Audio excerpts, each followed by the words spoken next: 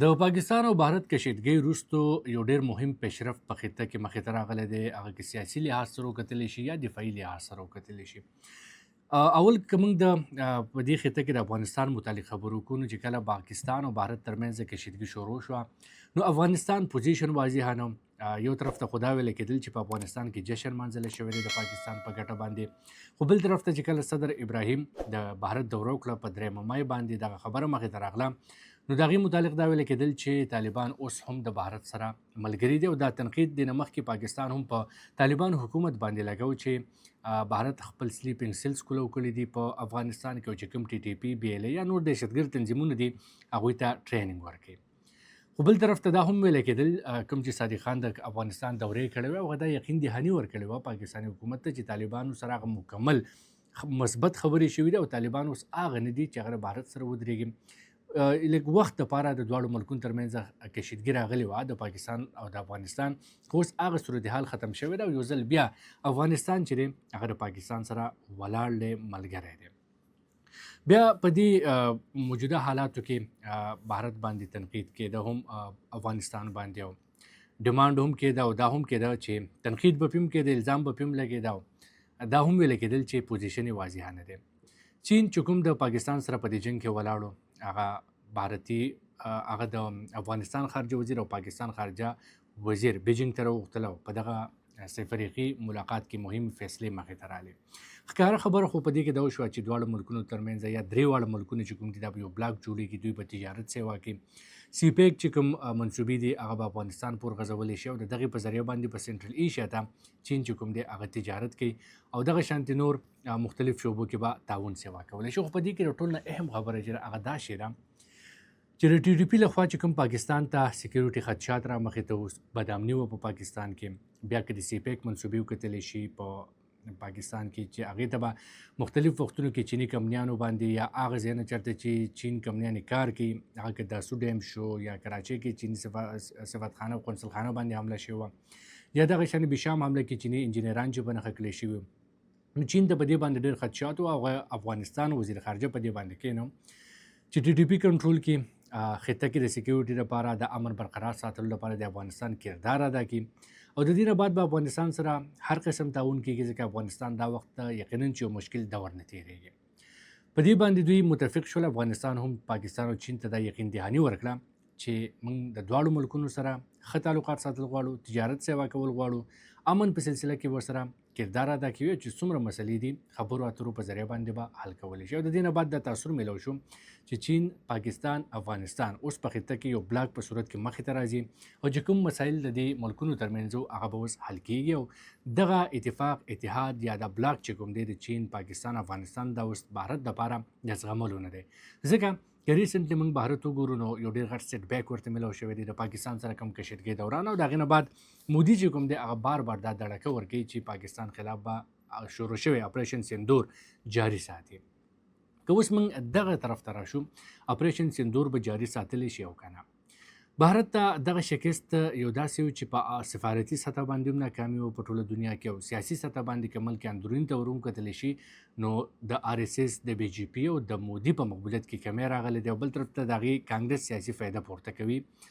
راهول ګاندي چې کوم دی په سړک باندې راوتی دی، په سړکونو باندې د مودي خلاف یو کمپین شروع کړی دی، او راتلونکي الیکشن دپاره خپل تیاری شروع کړی دی. دغې سره مودي پریشانه شوی دی، ځکه چې هغه دومره وخت چې کوم د هندوتوه نظریه وه په هغې باندې کار کړی، یو سوچ یې تیار کړی، یو جاهلانه نظریه یې تیاره کړې وه، خلک یې ملګری کړی وه، هغې ته یو دم په میاشت کې دنده شکست میلاوېدل یا د هغې ګراف راغورځېدل هغه دپاره قابل برداشت نه ده. نو ضروري خبره ده اوس د پاکستان خلاف داسې څه نه څه کارروی کوي چې خپل دغه بیانیه هم برقرار وساتي، یا خپل هغه ختم شوی مقبولیت هم واپس راوګرځوي.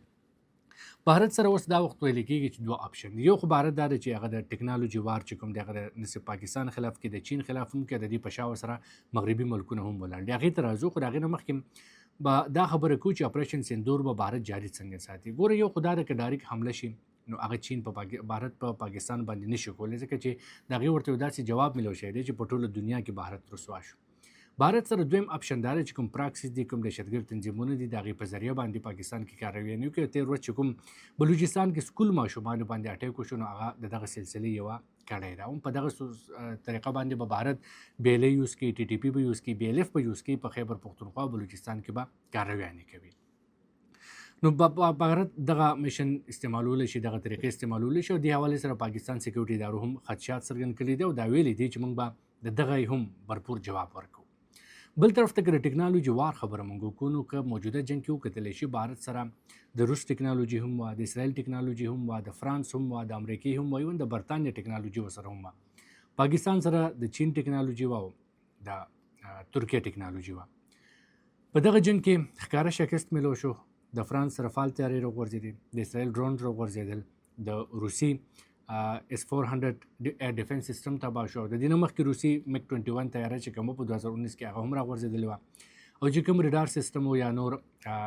جنگي آلاتو یا سیستم چې کوم د امریکې لخوا چې کوم بھارت ته ټکنالوژي ورکړل شوې وه هغه هم ناکامه شوه. نو په دې جنګ کې صرف بھارت ته نه بلکې امریکې په شمول مغربي ملکونو ټکنالوژي ته هم شکست میلو شو. بل طرف د پاکستان متعلق چې دا سوچ و چې دا یو کمزوری ملک دی، کمزوری معیشت لري، ټکنالوژي ورسره نشته دی، دغه شان د چین په ټکنالوژي باندې به ډېر سوالونه پورته کېدل. هغه سوچ هغه کنسپټ د خلکو بدل شو او په دې جنګ کې د پاکستان او د چین ټکنالوژي شکست ورکو د بھارت ټکنالوژي ته، د مغرب ټکنالوژي ته، د امریکې ټکنالوژي ته. او دغه ټکنالوژي وار چې کوم دی دا اوس شروع شو، دا 6th جنریشن وار دی، ټکنالوژي وار.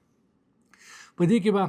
اوس صرف بھارت نه بلکې د بھارت سره به امریکا هم ولاړې او بیا به دغه مغربي ملکونه ولاړې چې چین ته اوس شکست ورکړي، خاص کر ټکنالوژي کې، ځکه چې دغه ملکونه نه غواړي چې د چین ټکنالوژي دومره اډوانس شي چې دې ملکونو ته پکې شکست میلو شي. نو دغه جنګ چې کوم دی دا اوس کولډ وار ته هم بدلېدی شي او دا به مخکې هم جاري وي. بل طرف ته په دې جنګ کې بھارت ته یو غټ نقصان دا وشو چې کوم اسلحه یې د بهر ملکونو نه اخیسته، که د روس نه اخیسته، فرانس نه، اسرائیل نه، امریکې نه. نو اوس به دغه ملکونه اصل پرې سوچ کې چې بھارت ته ټکنالوژي ورکړي یا دفاعي سازو سامان ورکړي، ځکه چې کله په دې جنګ کې موږ وکتل رافال طیارې راغورځېد نو د هغې مارکیټ راغورځېد.